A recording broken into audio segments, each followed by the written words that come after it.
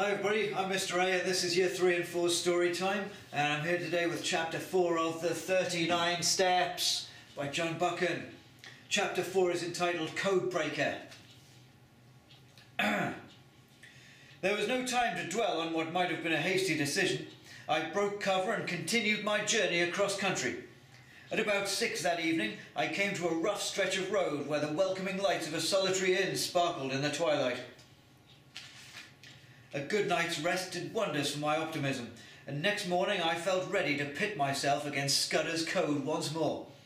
For the best part of 3 hours I wrestled with the contents of the little black book, until finally it dawned on me.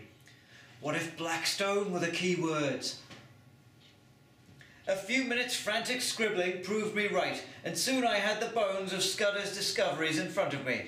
They didn't make for pleasant reading.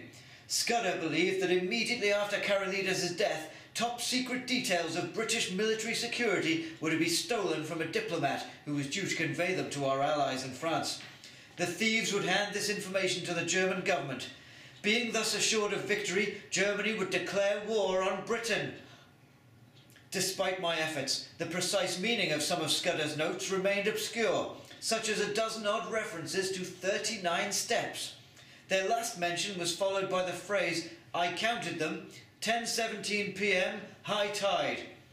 I could only hope they weren't important. Whatever the significance of these cryptic passages, the basic knowledge I had in my possession was explosive enough to be taken seriously. Somehow I had to alert the authorities. At that moment I heard the sound of a motor car approaching.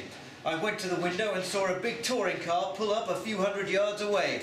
2 men got out and walked towards the inn. One was squat and muscular, the other bore a worrying resemblance to the tall man who had witnessed my departure from Portland Place. I crept along the corridor to the hallway. From there I could hear what was said in the lobby without being seen. Momentarily I heard the front door open and 2 men enter. They were greeted by the innkeeper, to whom they proceeded to give an all too accurate description of myself. I didn't wait to hear any more. I scuttled back to my room, opened the window and scrambled outside. Keeping low, I ran past the inn and along the road to the men's car. I started it and, sending up a shower of gravel, raced away from the inn as fast as I could. That's the end of chapter 4. Back again tomorrow for chapter 5. Have a great day, everybody. I'm Mr. A. See you then. The 39 Steps.